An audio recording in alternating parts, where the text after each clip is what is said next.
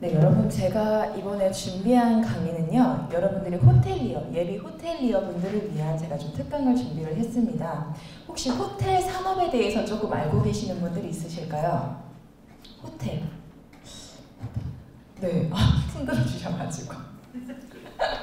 호텔이요. 그죠. 우리 호텔 하면은 좀 자주 가지는 못하지만 여행을 가거나 관광을 가거나 할 때 꼭 숙박이 필수적인 거죠. 장소이기도 하죠. 근데 제가 호텔리어가 되려면이라고 해가지고 오늘 간단하게 여러분들께 호텔이 어떤 곳인지, 어떤 역할을 하는지, 또 호텔에서 채용 과정에 있어서 어떤 부분을 중요하게 하는지에 대해서 좀 말씀을 간단하게 드리고 질문 받도록 하겠습니다. 제가 이제 호텔의 조직도를 잠깐 가져왔는데, 이제 그 제너럴 매니저라고 해가지고 총 지배인을 기준으로 부서가 나뉘어져 있어요. 세일즈 마케팅, 레베뉴, 퍼블릭 릴레이션스, 룸 디비전, 푸드 앤 베버리지, 그다음에 그 안에 키친, 그다음에 파이낸스 재정부, 휴먼 앤 리소스, 퍼체이징, 그다음에 엔지니어링이라고 해가지고 이제 그 호텔의 각종 부서를 정비해주는 부서 이렇게 구성되어 있거든요. 먼저 보시게 되면은 인사부서부터 제가 간단하게 말씀을 좀 드리도록 하겠습니다. 인사부라고 하면 어떤 곳이죠? 인사부. 그쵸? HR. 뭐 하는데요? 쉽게 말해요. 우리 선발하는 데잖아요. 그쵸? 종사원들을 선발하는 부서이기도 하죠. 그래서 직원들의 선발이라든지 교육, 현장 배치, 근무 평가, 상벌, 임금 협상, 복지, 후생제도 관리, 산업체 안전 보안 등등을 맡고 있습니다. 그 다음에 식음요부. 식음요부 여러분들 좀 친숙하시죠? 식음요부는 뭐예요? 그쵸? 그러니까 푸드 앤 베버리지, 그쵸? 음식과 관련된 거죠. 그래서 연회, 그쵸? 그 다음에 뭐 호텔이라고 하면은 뭐 중식당, 일식당, 그쵸? 한식당 등등 이런 전반적인 푸드 앤 베버리지를 관리해주는 부서라고 보시면 되겠습니다. 그래서 그 식음료 부서에 가시면은 뭐가 제일 중요해요? 음식의 맛도 맛인데 또 하나 중요한 게 뭐가 있죠? 서비스, 그죠? 서비스, 그죠? 딱 아시네요, 그죠? 네, 서비스잖아요. 맛은 좋은데 종사원이 틱틱거리면서 음식 갖다 주고 서브해주면 기분 좋으세요? 비싼 돈 주고? 저 같으면 안 갈 것 같아요. 그렇듯이 서비스가 좀 중요하죠. 그래서 좀 세련되고 고급지고, 그죠? 그런 분들이 하긴 하는데, 최근에 호텔 같은 경우는요, 여러분들도 아시겠지만 아웃소싱 혹시 들어보셨나요? 아웃소싱이 뭐예요? 네, 그죠? 외주 주는 거죠. 외주 주는 건데 그렇잖아요. 호텔이면은 뭐 L호텔이라고 예를 들자면은 호텔에서 직접 사람을 선발을 해줘야 하는데 그거를 회사를 끼고 그 사람들을 뽑아주는 인력 업체를 맡기는 거예요. 그럼 그런 사람들을 뽑아서 오면은 그런 사람들이 얼마나 그걸 갖고 하겠어요? 돈도 많이 안 줘요. 호텔에서 예를 들어서 만약에 아웃소싱 같은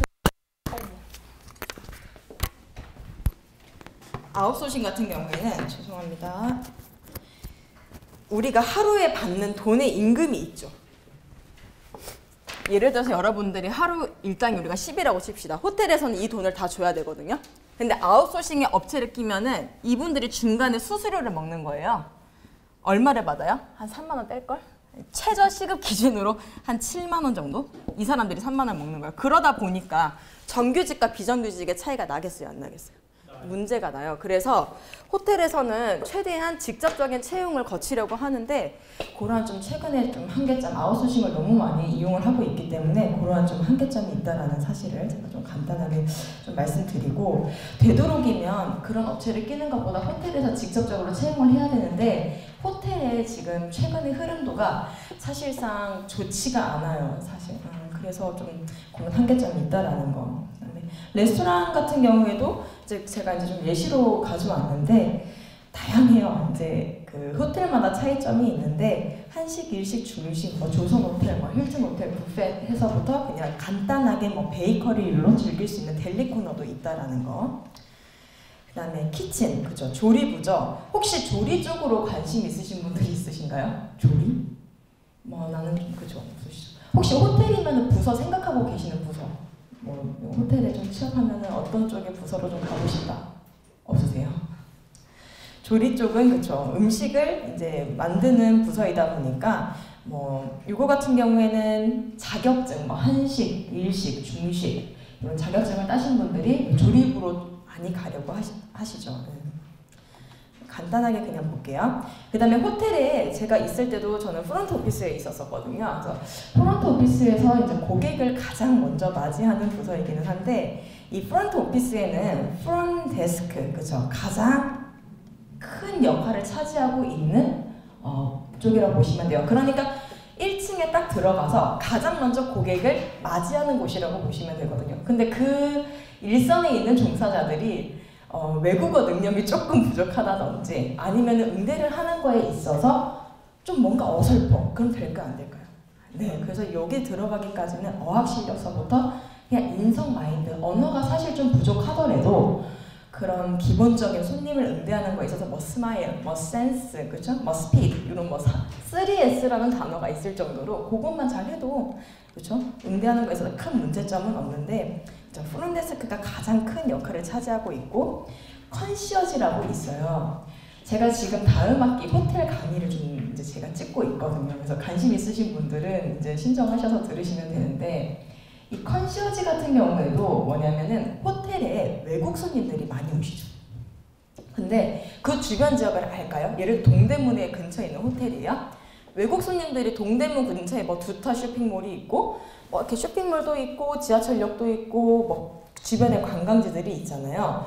어디를 가고 싶은데 프론데스크에 물론 물어봐도 되는데 이분들은 체크인 체크아웃 시간 정신없거든요. 그러면 그 밖에 궁금한 걸 물어볼 수 있는 부서가 있어야 되잖아요. 그게 바로 컨시어지 부서예요. 근처에 약국이 어디 있는지, 쇼핑몰이 어디 있는지 전담으로 궁금한 거를 다 이야기해 줄 수 있는 부서가 이 컨시어지 부서라고 보시면 됩니다. 그 다음에 서비스 센터는 따로 마련되어 있는 거고, 그 다음에 익스큐티브 플로어이라고 하는 거는 이제 비즈니스, 이제 손님들이 왔을 때 최고위, 그렇죠? 비즈니스 분들을 대상으로 이제 음식서부터 숙박, 그 밖에 레크리에이션, 즐길 수 있는 모든 장소를 호텔이면은 중간층에 딱 마련을 해놔요. 그래서 거기서 즐길 수 있게끔 해놓는 거고, 그다음에 그 밖에도 비즈니스 센터가 있고, 그다음에 하우스키핑은 이제 그죠, 객실을 정돈하는 부서라고 보시면 되겠습니다. 이 정도로 넘어가도록 할게요. 그다음에 세일즈 마케팅은 이제 객실을 판매를 담당하는 부서인데 이게 뭐예요? 객실 판매? 객실은 손님이 걸어 들어오는 곳일 수도 있지만 외부로 활동을 해요. 영업 사원들이 있거든요. 그래서 회사를 찾아다니는 거예요. 우리랑 계약을 맺고 너희 직원들이 우리 호텔에 오면 디스카운트를 해줄게 하면서 여러 군데 호텔 근처에 있는 회사를 다니면서 객실 판매를 담당하는 그 부서를 룸세일즈라고 합니다. 그래서 호텔의 매출이 100이라고 치면요. 혹시 그 호텔은 크게 룸이랑 F&B로 나뉘어져 있거든요. 룸이랑 F&B. 그러니까 쉽게 말해서 뭐예요? 객실이랑 식음료예요. 매출을 예를 들어서 100으로 놨을 때 안 보이시죠? 룸이 몇 % 정도 차지한다고 생각하시나요? 룸? 상품을 준비해 왔어야 됐네. 룸 70? 그러면은 F&B가 30? 30? 또! 정답은 아니란 얘기겠죠? 거꾸로요? 30대 70이요? 또 계실까요? 80? 80대 20이요? 또 계실까요? 50대 50이요? 하나가 안 나왔네요. 60대 40이라고 보시면 돼요. 옛날에는 그 매출이 룸이 거의 80대 20이었어요. 네, 그만큼 호텔 매출이라고 치면은 객실을 판매를 함으로써 창출되는 수입이 거의 대다수였는데 최근의 흐름도는 이렇게 되고 있습니다. 뭐가 늘어났나요? F&B가 늘어났어요. 이 이유가 뭔 줄 아세요? 객실을 봐도요. 오래 머물다 가는 고객들도 있지만 레스토랑이라고 하면 옛날에는 호텔에 머무는 사람들이 그냥 매출을 팔아주는 정도? 근데 지금은 어때요? 우리 무슨 행사가 있거나 날이 되거나 하면 가족들끼리 호텔에 디스카운트 받으면서 한번 외식하러 갈 수도 있는 거예요. 그렇죠?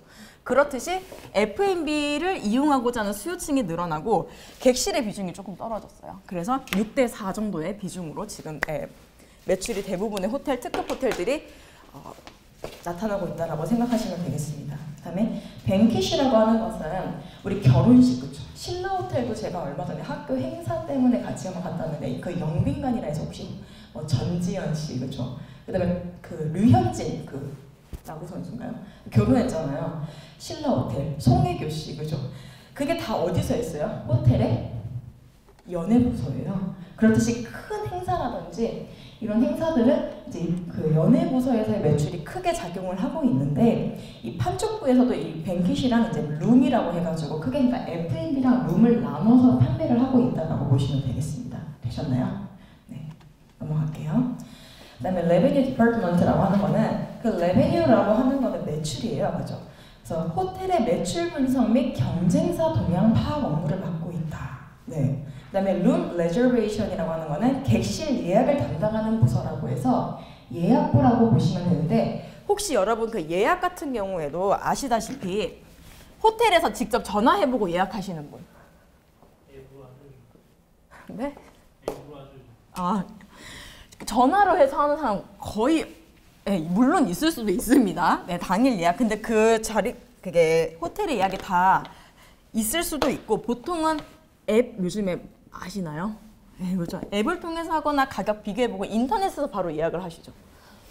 그렇듯이 그 객실 예약을 앱으로 통해서 이렇게 딱 들어가면은 뭐 이런 호텔 뭐 트립하고 또 호텔스 컴바인 뭐 이런 호텔 앱에서 이쪽 레저베이션 부서로 다 떠요, 이름이. 그래서 거기에서 객실 예약을 잡아주면 프론데스크 쪽으로 그게 같이 연결이 되거든요. 그래서 그렇게 같이 프론데스크 직원이랑 룸 레저베이션 예약부 직원이랑 같이 이렇게 그 컴퓨터 프로그램이 같이 연결되어 있어요. 그래서 거기서 확인해가지고 객실 예약을 담당하는 부서다라고 보시면 되겠습니다.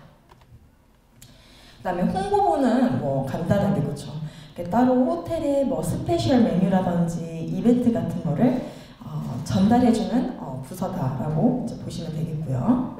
재정부는 이제 종사원들, 그러니까 종업원들이 한 달 동안 받는 뭐 월급, 그 밖에도 호텔에서 지출되는 품목이 뭔지, 각종 물품의 구매 모든 것을 다 총괄하고 있는 부서라고 보시면 되겠습니다. 그래서 재정에 대한 모든 것을 담당하고 있는 부서다. 네, 다 하실 거라고 생각하고, 그다음에 구매부 같은 경우에는 뭘까요? 구매부, purchasing. 그냥 뭐 호텔에서 필요한 물품을 구별하는 뭐 구매를 책임지는 부서다라고 나와 있는데 호텔에서 필요한 거는 뭐가 있을까요?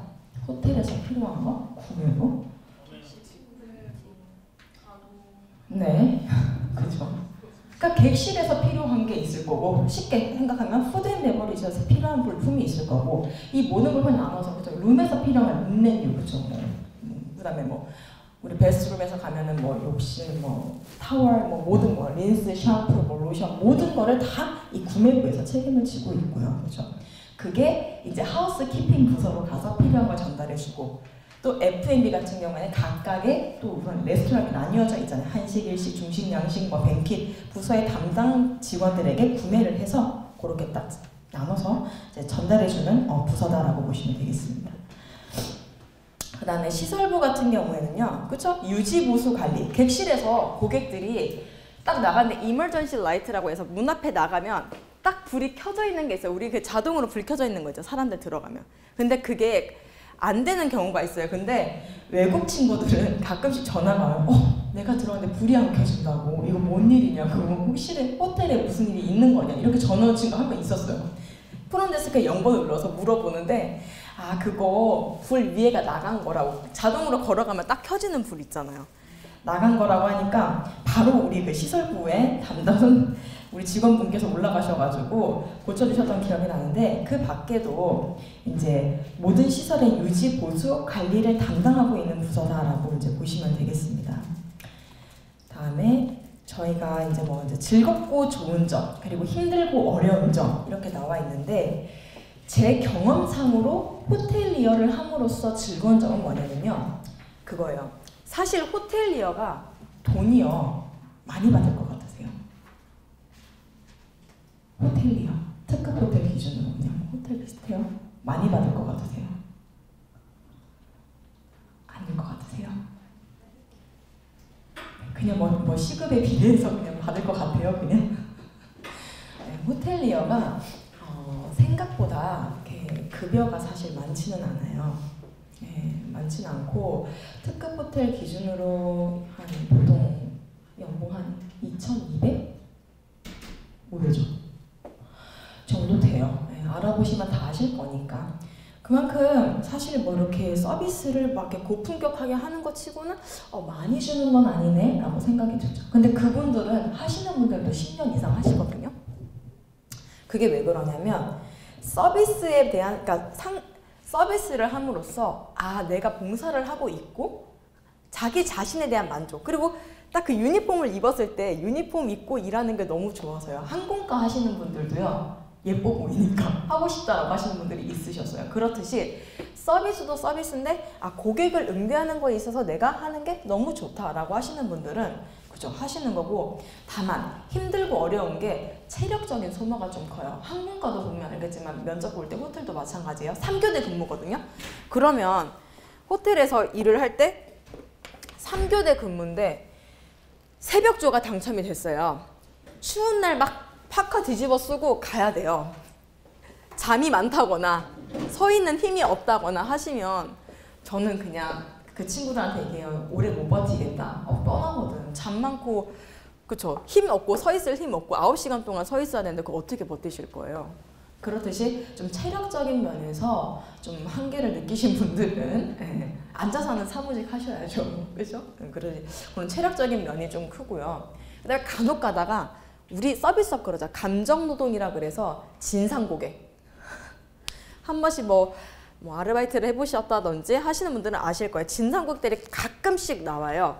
그런 분들을 응대하는 거에 있어서는 좀 정신적으로 하루가 기분 나빠 뭔가. 손님이 끝나면은 그 다음 고객을 웃으면서 맞이를 해줘야 되는데 기분 나쁜 거예요. 그러다 보면은 그죠, 그런 게 좀 쌓이고 쌓이다 보면은 그냥 호텔을 나갈까 뭐 이런 느낌이 들 때도 있지만, 그런 고객은 어딜 가나 있다는 사실을 알고 좀 참아내면은, 호텔은 그 대신에 처음엔 적잖아요. 경력이 쌓이면 이게요, 한 3년 차까지는 연봉이 이렇게 가요. 근데 한 4년 차 가면 이렇게 올라가신다고 보면 돼요. 3년까지 가서 고비라고 해요. 요것만 지나면 뭐 그냥 받는 연봉 이상은 다 받으니까. 3년 차까지만 좀 버텨라. 선배들이 힘들게 해도 버티고 고객들이 힘들게 해도 참아내라 라고 하는 게, 그것만 지나고 나면은 정말 뭐 다른 기업 못지않게 잘 받는 업종이기도 하지만 하니까 좀 버텨내라 라고 하더라고요. 그래서 저 같은 경우에는 그 외국 손님들이랑 이렇게 대화하고 이야기하고 하는 게 너무 좋았어요. 그래서 호텔에서 이제 간단하게 손님들을 응대할 때 그냥 형식적인 것도 있거든요. 근데 그 밖에도 그냥 조금 시간이 나면 그분이 만약에 뭐 마이클이에요. 마이클 고객님이라고 치면은 얘기를 하는 거예요. 오늘 어땠고 뭐 이렇게 간단한 얘기를 하면서 여행 올 때 어디 갈 거고 이런 식으로 응대를 하면서 사람들을 만나는 걸 좀 좋아해야지 많이 또 그쵸, 이런 호텔리어의 직업에서도 좀 그런 게 많이 도움이 되실 거예요. 그래서 이제 그 호텔에 취업을 좀 해봐야 되겠다라고 하는 거는 이제 자기만의 내가 우선시하는 게 어떤 건지 잘 생각을 해보고, 이래서 내가 꼭 호텔에 가야 되겠구나, 혹은 호텔이 이런 쪽에서도 참 도움이 되는구나 라는 그 가치적인 면들이 여러 개가 있을 텐데, 그게 공통적으로 딱 마주쳤을 때 그쵸, 호텔의 취업은 단순히 지금 뭐 어디 불경기고 뭐 일자리 구하기 어려운데 여기저기 찔러볼까? 호텔도 막 찔러보면 안 돼요. 자기한테 맞는 호텔이 있거든요. 인재상이 있다고요. 그래서 그 각각의 호텔에 뭐 예를 들어서 롯데 같은 경우에는 이미지가 어때요? 롯데 호텔. 롯데 호텔. 일본계요? 느낌이 어떠냐면 롯데 호텔 같은 경우에는 좀 어린 친구들 있죠. 이렇게 좀 파릇파릇하고 어린 친구들 위주로 많이 뽑아요.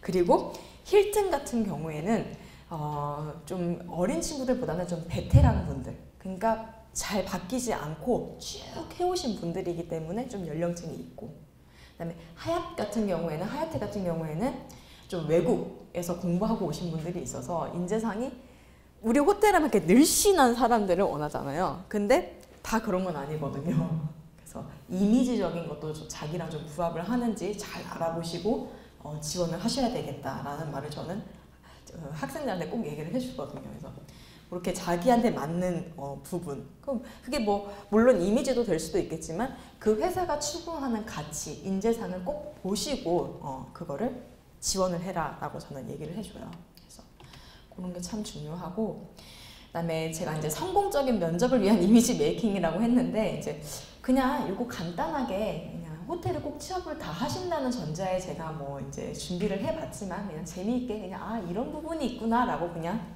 들어주시면 될 것 같아요. 자, 인터뷰를 하는데요. 제가 이 자리에 서기 전까지 저는요 발표를 원래 잘 못했거든요. 여기 나와 있으면 심장 떨릴 것 같아요? 아니면 그냥 하고 있는 것 같아요? 떨려요? 바로 불러서 한번 요거 한번 제가 한번 시켜보면은 아이 컨택 하시면서 할 수 있으실까요? 처음. 그죠?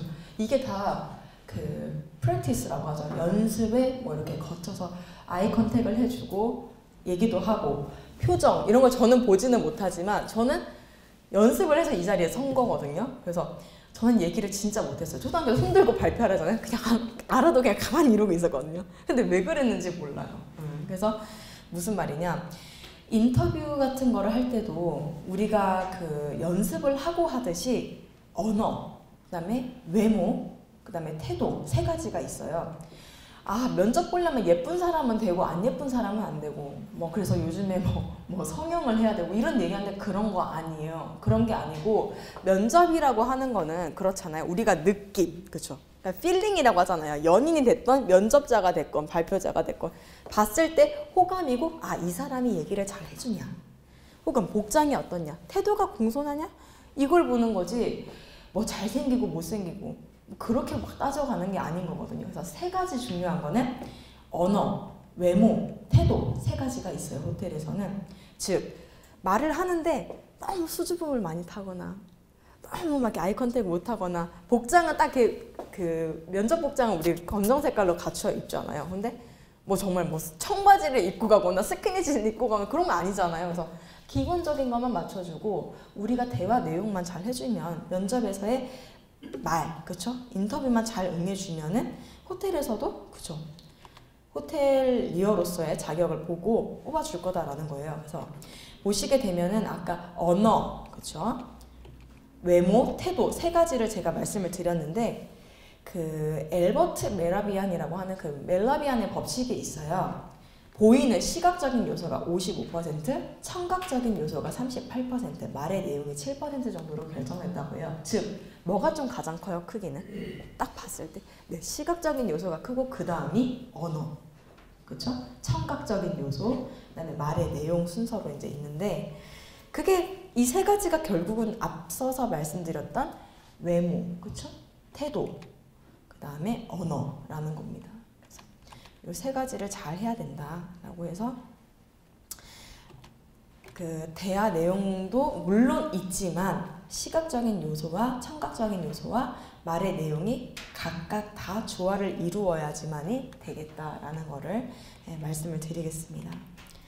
그다음에 호감을 그러면 얻을 수 있는 대화법이 무엇인가에 대해서 말씀을 드리려고 하는데, 우리가 말을 하는 거에 있어서요, 뭐라 그럴까요? 조금 밉상이게 얘기하는 사람이 있고 같은 말을 하더라도 따뜻하게 해주는 사람이 있어요. 근데 그게요, 큰 차이일 것 같으세요? A라는 사람이랑 B라는 사람이 얘기를 해주는데 어떤 사람은 아, 참 저 사람 말 정말 따뜻하게 잘해주고 사람 괜찮아. 그에 반해 다른 사람은 쟤는 말을 한마디를 해도 왜 저렇게밖에 못할까? 라고 하는 사람의 차이점이 있어요. 그게 뭘까요? A라는 사람이 있고요, B라는 사람이 있어요. 무슨 차이일 것 같으세요? 네. 이렇게 말하면 너무 추상적인가요? 직접적으로 말하거나 아니면 돌려 말하거나. 그쵸? 그쵸. 직접적으로 말하거나 돌려 말하거나. 얘는 말을 잘하는 사람이에요. 얘는 말을 못하는 사람, good or bad. B는 좀 말을 못하는 사람이야. 그러면 말을 직접적으로 딱 그냥 쏘아붙이는 사람이고, 그죠. 직접적인 말로 쏘아붙이는 사람이고 간접적인 말로 좀 돌려서 얘기를 해주는 사람, 그죠? 또 뭐가 있을까요? 막 욕을 하나 안 하냐? 욕을 막 붙여가면서 얘기하는 사람도 있거든요. 욕을 하지 않는 사람. 또 긍정적인 사고 방식이요. 긍정적인 말. 긍정적인 사람과 부정적인 네. 또요. 아첨을 하냐 아첨을 하네 안 하네. 중요합니다.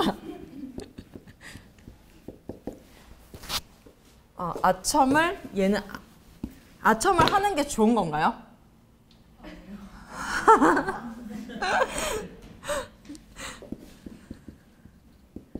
또 뭐 있을까요? 좋습니다. 그쵸. 경청이죠. 네. 경청을 하고요. 경청을 다 나왔네요. 더 있어요?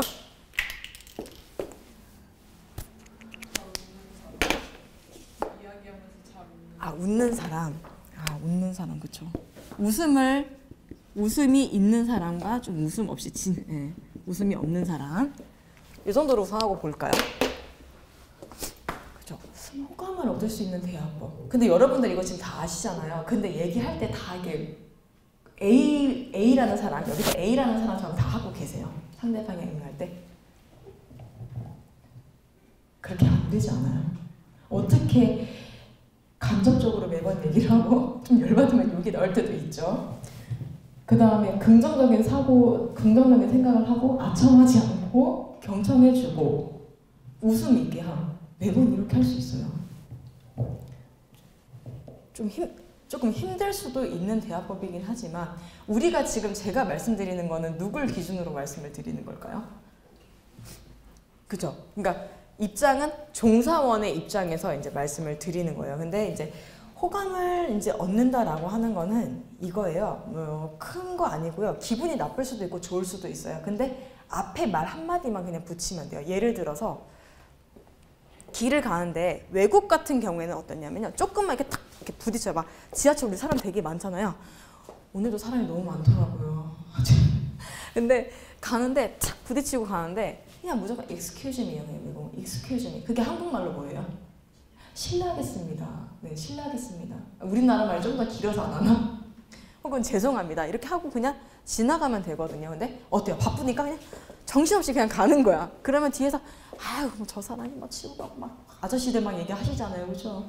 그래서 그냥 항상 그냥 실례하겠습니다. 지나가겠습니다. 죄송합니다만 혹은 그죠? 앞에 쿠션이라고 해가지고 단어를 먼저 넣어주고 그냥 하면은 뭐는 바쁘니까 뭐 한마디 하면 우리가 좀 덜한데 아무 말도 없이 그냥 이렇게 확 가거나 치거나 뭐 그냥 그죠? 새치기 하거나 그냥 바빠서요 죄송합니다만 이렇게 그냥 하고 가면 되거든요. 저는 그래서 급하면 그런 말이 입에 뱄어요. 그래서 그 뒤에 뭔 말이 없는데 제가 한번 보니까 어떤 아줌마가 툭 치고 막 가시는데 뭐 그냥 우산 같은 거 그죠? 비 오는 날 알죠? 지나가다가 그 뾰족한 부분으로 이렇게 가는데 어떤 분 여기 이렇게 쓱 긁고 가는 거예요. 근데 그 잘못하면은 그거 만약에 그분이 잘못 얘기를 하면 그것도 문제가 생길 수 있잖아요.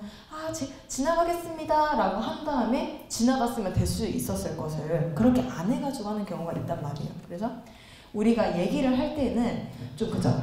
처음에 말씀해 주셨던 것처럼 그 간접적이다라고 하는 거에서 제가 조금 같은 맥락으로 말씀을 드렸는데 앞서서 좀 쿠션 효과를 좀 넣어주는 게 좋겠다. 예. 호텔에서는 사실 요 1번 쿠션 효과가 가장 중요하고요. 그 다음에 뭐가? 다 중요하네요. 웃음, 그쵸? 고객의 경청 다 같은 맥락이에요. 욕은 그쵸? 욕은 안. 긍정적인 사고 방식은 그죠? 우리가 평소에 잘 해야 되는 거고 아첨하지 않는 거. 네. 네. 아첨이라는 게 뭐예요, 여러분? 아첨하다가 뭐예요? 듣기 좋은 말만 해주는 거. 그쵸, 아첨. 뭐 직장 상사한테 쟤는 왜 이렇게 아첨하냐? 막 이렇게 뭐 얘기를 하죠. 아첨이라는 것도 있기는 한데, 근데 이거는요, 저는 이렇게 생각해요. 직장 생활 하다 보면요, 얘는 좀 필요해요. 조금은 필요합니다. 네, 좀 필요해요. 그래서 나쁘다는 게 아니고 조금은 아첨을 대놓고 하라는 게 아니고 그쵸 뭐 그런 그죠 칭찬의 의미로 그쵸 조금은 필요하다라는 면에서 네, 아첨이 많이 나쁘다고 하지는 않겠습니다. 네. 저는 아첨 잘 부릴 것 같아요. 이미지가 저 처음에 이미지 좀 어때 보여요? 전혀 안 할 것 같아요. 제가 너무 처음에 제가 걸음이 좀 빨라요. 그리고 그 올블랙을 제가 좋아하거든요. 처음에 제가 오늘 또 조금 밑에서 늦어가지고 죄송해가지고 저는 헐레벌떡 오는데 외국어 대학교가 이제 크다 보니까 그 지리가 처음 지리를 좀 일찍 왔었어야 되는데 너무 죄송하게도 제가 막 헐레벌떡 왔잖아요. 그래서 그리고서 딱 서가지고 여러분 앞에서 발표를 하는데 인사 소개도 없이 바로 와서 검은 색깔 옷 입은 키 큰 여자가 우리한테 호텔 강의를 하는데 그래서 처음 이미지가 저 같은 경우에는 호텔에서도 좀 확실하다 혹은 조금 한번 찔러도 피 한 방울 안 나겠다 혹은 좀 강하게 보시는 분이 계시는데 얘기를 하고 이런 그 이미지 메이킹을 통해서 확실하지만 또 알고 나면 정말 친근한 그쵸 뭐 그런 직원으로 혹은 뭐 누나로 이렇게 막 해요. 처음엔 좀 되게 강하게 보더라고요 저를. 저 강하게 보여요 처음에. 그래요. 그래서 호감의 얘기를 하면서 이제 제 얘기가 나왔는데 그렇듯이 이미지가 조금 다를 수 있는데 그게 이제 말을 하면서 달라지는 경우도 되게 많거든요. 요 소리가 막 비언어적인 요소가 있다라고 하는 거 간단하게 이거 넘어갈게요. 경청 얘기하셨죠? 그래서 경청도 뭐 다 이제 아시긴 하는데 좀 들어주고 공감해주는 거. 얘기를 하는데 친구가 고민을 얘기를 해요. 예를 들어서. 근데 그거를 야 그건 너가 잘못했네. 이거보다 속상했겠다 한마디 해주면 되거든요. 근데 그거를 막 비난하면은 제가 속으로 나를 안 되기를 바랬던 거야 뭐야. 나한테 감정이 있었던 거야 뭐야. 이렇게 생각하는 경우도 있잖아요. 그러니까 무조건 공감. 고민을 털어놓거나 뭐 고객들이 불편을 얘기를 해요. 예를 들어서 그러면 불편하셨겠습니다 라고 이야기를 먼저 해준 다음에 하면 되는데 고객님 그거는 그런데 이거는 이래서 이거 우리 회사의 룰은 어때서 어쩌서 고객은 짜증나요. 더 큰 문제가 된다고. 그러니까 네 알겠습니다. 불편하셨겠습니다 고객님. 저 같아도 너무 화가 났었겠어요 라고 해줘야 되는데 이거를요 의외로 안 하는 사람들이 되게 많아요. 그래서 문제가 커지는 거거든요. 그 서비스 하시는 분들은 이 경청을 잘 해라 라는 말을 많이 해요. 그 콜센터 분들 되게 힘들어 하시잖아요. 콜센터. 그것도 완전 얼굴을 보이지 않기 때문에 그건 말의 내용이 80 이상이잖아요. 그러다 보니까 화풀이로 하고 막 하긴 하는데 어쨌든 이 공감이 뭐 보이건 보이지 않건 이 공감이 가장 중요하다라는 말씀을 제가 좀 드리겠습니다. 네, 적극적인 경청이 필요하고요. 말은요. 옳은 말과 틀린 말로 나뉘지는 않습니다. 네, 말은요. 할 수 있는 말이랑요. 해서는 안 되는 말로 나뉘는 겁니다. 아셨죠? 그러니까 말을 했다고 해서 이게 너는 맞는 말이야, 너는 틀린 말이야 이게 아니라 이 말은 해서 될 말이 있고 해서는 안 될 말이 있다라는 걸로 나뉜다라는 겁니다. 그래서 말을 그러죠. 요즘에 그러더라고요. 그 슈퍼맨이 돌아왔다 혹시 보시나요? 그 벤틀리 나오고 나은이 나오고 막 하잖아요. 그 일요일마다 전 자꾸 즐겨보는데 얼마 전에 그 대박이 그 이동국 씨 그 축구 선수 아들이 뭐 신조어 있잖아요. 우리 줄임말 같은 거 막 많이 쓰시잖아요. 그 나오더라고요. 그 용어가 제가 좀 인상이 깊어가지고 TMI 이게 무슨 뜻일 것 같으세요? 이 얘기를 누가 샤이니의 키씨가 나왔나? 얘기를 해주더라고요. 혹시 보신 분? TMI가 뭐예요? 아시네요? 와 역시 다르네요. 저 몰랐거든요. Too much information 뭐예요? 까지 말을 한다. 그게 문제가 되는 거예요. 그래서 네, Too much information이거든요. TMI라고 하더라고요. 근데 그 도경환 아나운서가 뭐 레스토랑 이름인가 뭐 TGI인가 뭐 이러면서 TMI 얘기를 하는데 TMI, Too much information이에요. 그러니까 말이라는 거는 이 말이랑 같은 거잖아요. 너무 말을 많이 해서 문제가 될 말은 차라리 안 하는 게 낫다라는 거예요. 그래서 같은 말이라도 진짜 딱 할 말만 해라 이렇게 얘기를 하더라고요. 근데 호텔에서 특히 더 그렇기는 해요. 그래서 말은 해서 될 말이 있고 안 될 말이 있다. 네. 그래서 레어드 화법 저희가 이쪽에 앉으시겠습니까? 그러니까 이쪽에 앉으세요라가 아니라 권유하는 쪽의 화법을 쓴다든지 이쪽 자리 괜찮으십니까? 근데 쿠션 화법 제가 말씀을 드렸는데 잠시만 기다리세요가 아니라 죄송합니다만 뭐 죄송할 건 크게 없는데도 불구하고 이 말을 한마디 붙여줌으로 인해서요 손님들이 훨씬 더 기다림이라든지 배려심이 훨씬 더 배가 된다고요. 한국 사람은 성질이 급하기로 유명해요. 진짜 와, 얼마나 급한지 어디를 가면 다 그런 건 아닌데 막 빨리 막 하는 문화가 있을 정도로 그래서 항상 이 죄송합니다만 혹은 실례하겠습니다만 이 말을 붙여주고 하면은 그나마 이거지 말을 안 하고 그냥 잠시만 기다리세요 이러면 아니 언제 되는데요? 언제 주실 건데요? 막 따진다는 거지. 죄송합니다만 요거 하고 바로 봐드리겠습니다. 이런 식으로 하면은 훨씬 더 그렇죠 사람이 좀 그렇죠 유해진다고 할까요? 그다음에 칭찬 화법. 옷 새로 사셨나요? 사셨어요? 오늘 입으신 옷 아주 잘 어울리네요 라고 하면서 좀 칭찬해주는 화법 뭐 그게 메이크업이 됐던지 아니면 뭐 액세서리가 됐던지 너무 잘 어울린다 그렇죠 이런 것도 좀 호감받는 화법 중에 하나가 되겠습니다. 제가 이 사고의 유연성이라고 해서 너무 유연하지 않아요? 그래서 제가 그냥 좀 간단하게 그냥 영화 제목 제가 하나 준비해봤는데 그냥 이거 편안하게 그냥 보시면 돼요.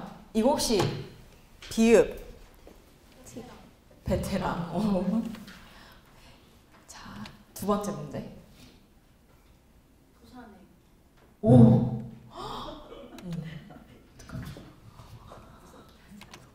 이거 뭘까요? 부산 명당 어머 이름이 어떻게 되세요? 네. 강원들이 사람이에요. 아 제가 이름 혹시 그 저희 영어 학부시잖아요, 그렇죠? 아니요 스페인 학부예요. 스페인 학부세요? 아 그래요? 아, 우리 영어 조선 명탐정 네 좋습니다. 우선 자 끝까지 가보겠습니다. 어머 다른 분들 지금만 저 신세계 자 마지막 문제.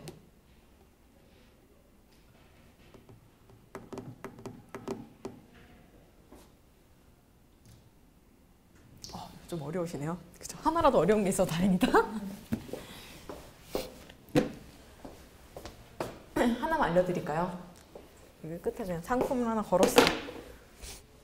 자, 끝에 시로 끝나요. 시. 뭐예요? 범죄도시. 네, 범죄도시. 이거를 제가 준비한 게 뭐냐면요. 이 초성을 보면요. 사고의 유연성이라 했잖아요. 이렇게 초성 보고 알아맞추는 게요. 좀 우리 간혹가다 이렇게 올려놓을 때 그냥 다 글자를 안 올려고 간혹가다 저도 초성으로 좀 올려놓기는 하거든요. 초성이 머리 두뇌로 이렇게 생각하는 거 있죠. 이렇게 아까 뭐 TMI가 무슨 줄임말일까요? 막 이런 거 할 때 초성을 보고 알아맞추면은 이 생각의 유연성, 사고화가 되게 잘 된다고 해요. 그래서 제가 이번에 재미로 했는데 보자마자 너무 빨리 맞추셔가지고 막 계속 넘어가.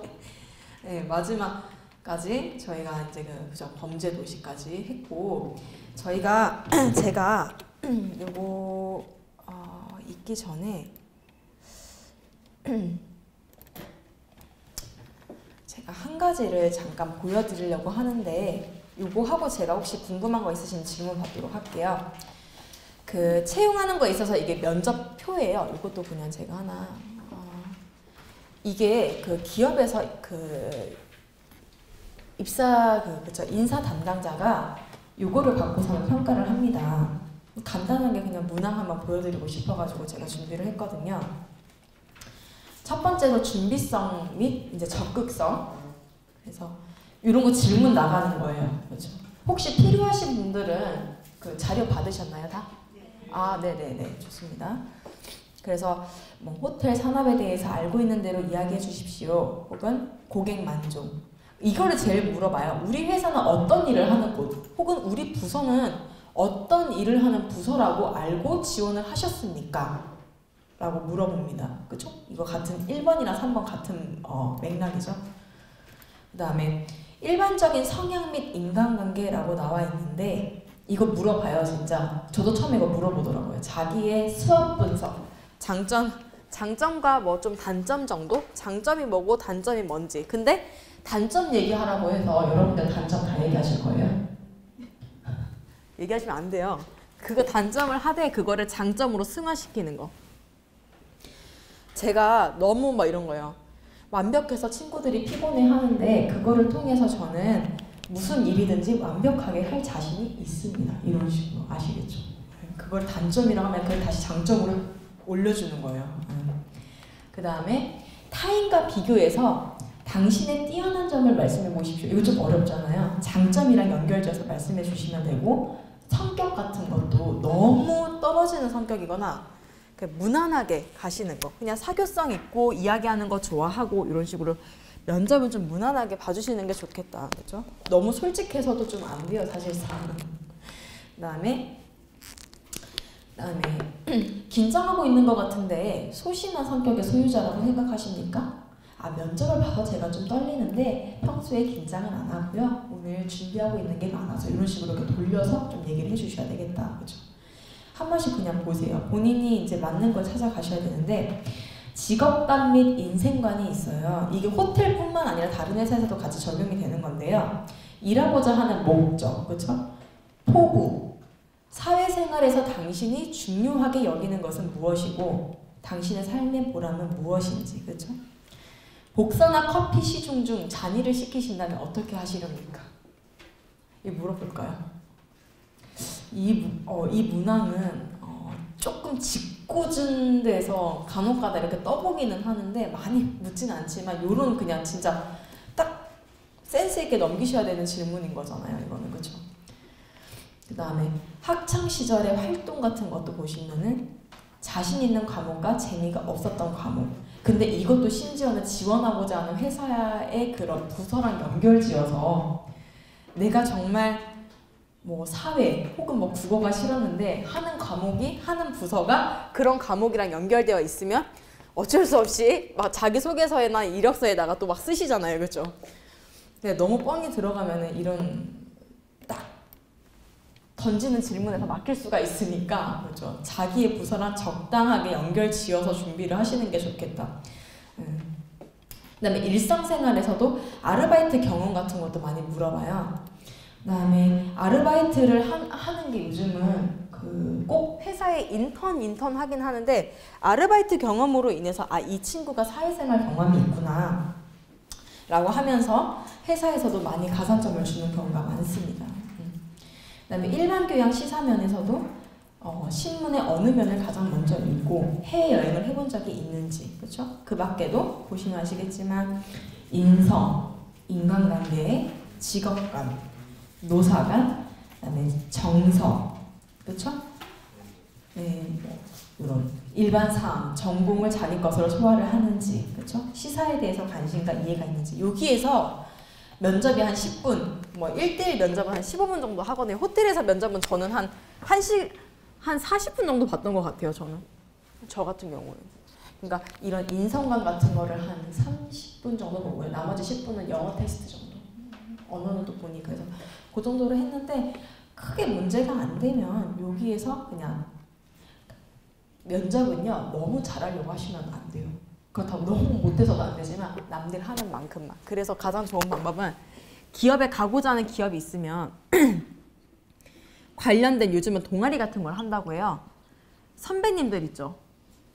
잘하셔야 돼요. 대신 분들이 되게 힌트를 많이 주거든요. 그래서 그런 분들을 통해서 무난하게 보시는 게 가장 좋겠다라고 말씀을 드려요.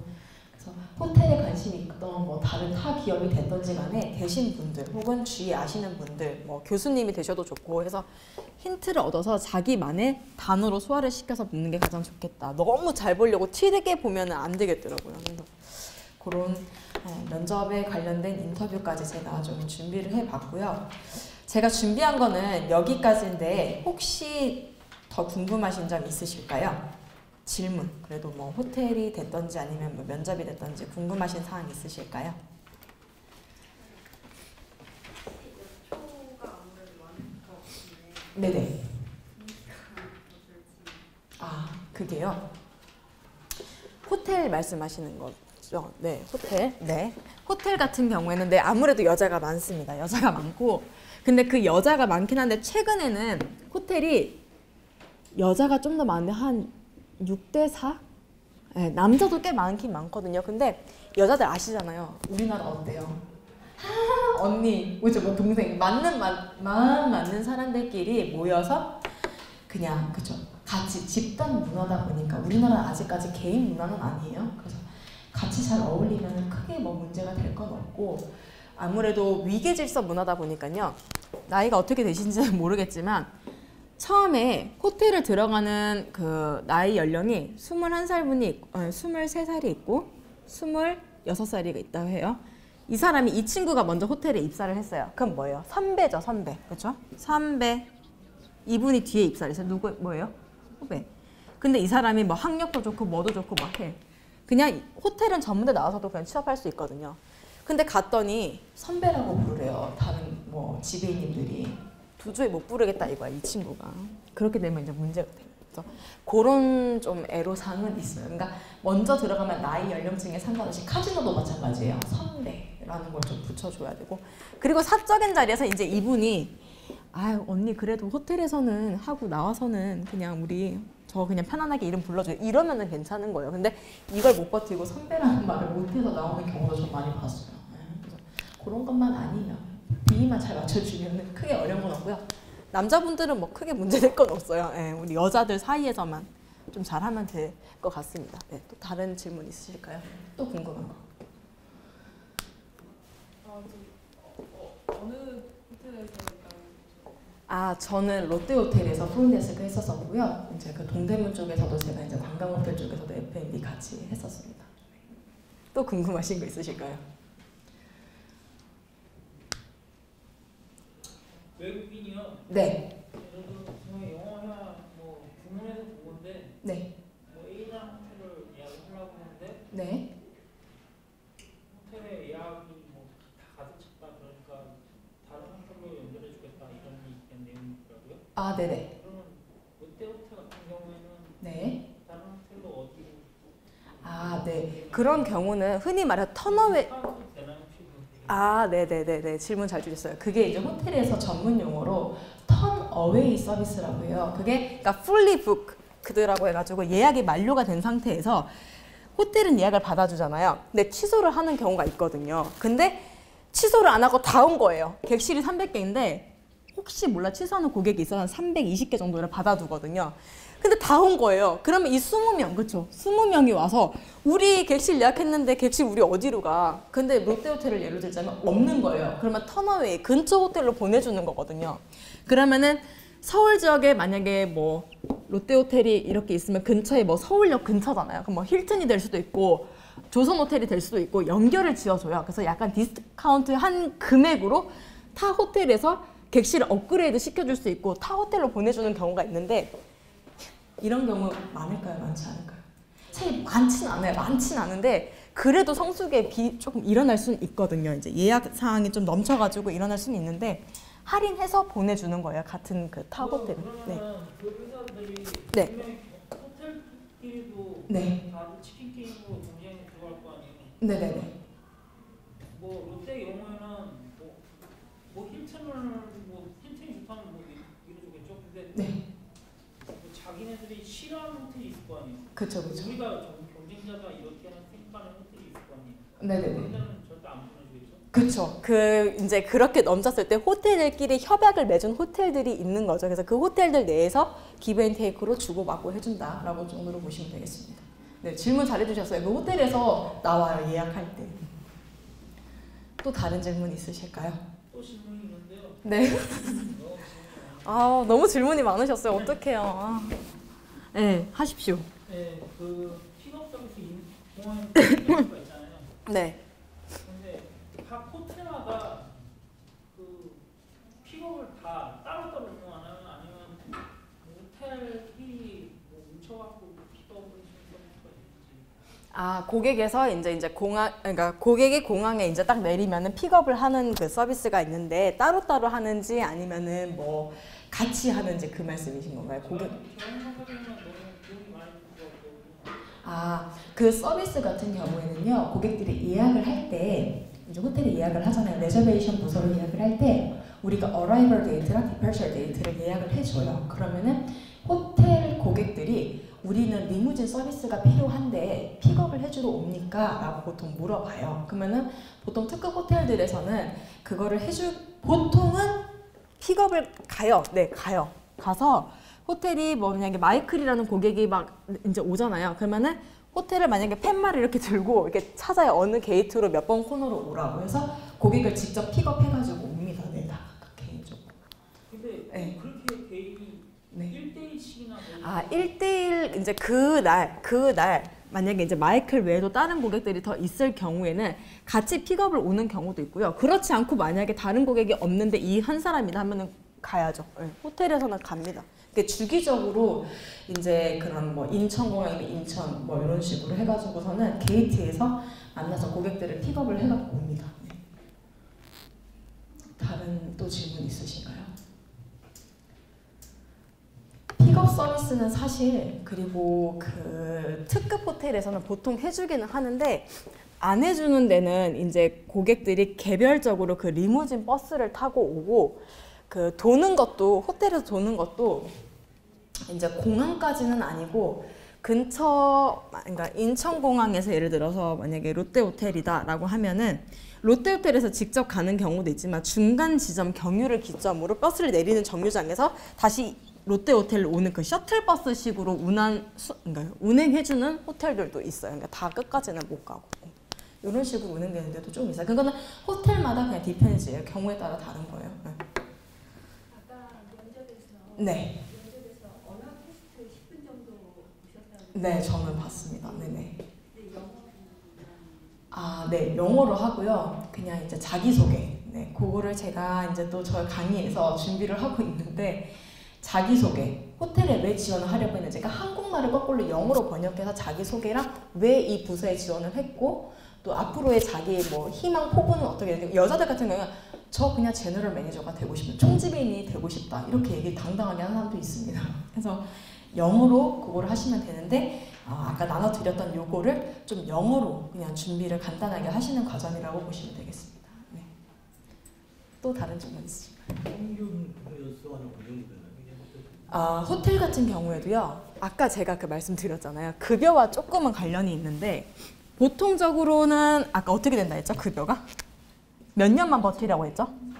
3년. 근데 이게 왜 3년일 것 같아요? 이 안에 그만두거든요. 돈도 적게 받고 제일 힘들거든요. 그래서 한 3년인데 오래 다니는 분들 기점으로는요. 진짜 이것만 버티잖아요. 20년 우습지도 않아요. 정말. 그래서 근데 신입사원 같은 경우에는 이제 3년 정도 그 고비만 좀 넘기시면은 좀 그래도 호텔에서 근무 연수가 길게 하실 수 있겠다라고 말씀드립니다. 나이는 좀 하기 어려울 것 같은데 서비스업이라 그런가요? 나이요. 나이 같은 경우에도 호텔도 이제 처음 들어가면 뭐 이제 보통 한 26에서 한 28, 요 정도로 많이 요즘에 들어오고 있고요. 옛날에는 전문대 나와서 이렇게 들어오시는 분들이 계시는데 최근에는 이제 4년제 들어가고 뭐 해외 연수 가고 뭐 토익 준비하고 이러다 보니까 늦어지고 있어요. 그래서 한 28도 정말 일찍 이른 나이, 한 30살까지도 지금 계속 들어가고 계시는 걸로 저는 받았습니다. 여성들 결혼하면 네. 임신 문제도 있잖아요. 네네네. 그러면은 아이를 갖게 되면은 네. 계속 그 상태로 근무할 수 있는 건가요? 근무할 수 있어요. 근데 그 조건이 대신에 제가 아까 말씀드렸죠. 그 호텔에 들어가는 정규 직원으로 계약을 맺고 들어간다는 가정하에 출산 휴가는 인정을 해주지만 뭐 이제 계약직이라든지 뭐 아웃소싱 등등 이렇게 해서 이제 하는 건 당연히 이제 좀 안 되고 있고 호텔의 정규 직원은 임신하셔도 뭐 자르고 그러지 않아요. 다 보장해 줍니다. 또 다른 질문 있으실까요? 없으신가요? 마칠까요? 네, 그러면 제가 준비한 건 여기까지고요. 오늘 1시간 동안 제 강의 들어주셔서 너무 감사합니다, 여러분. 네, 수고하셨습니다. 네.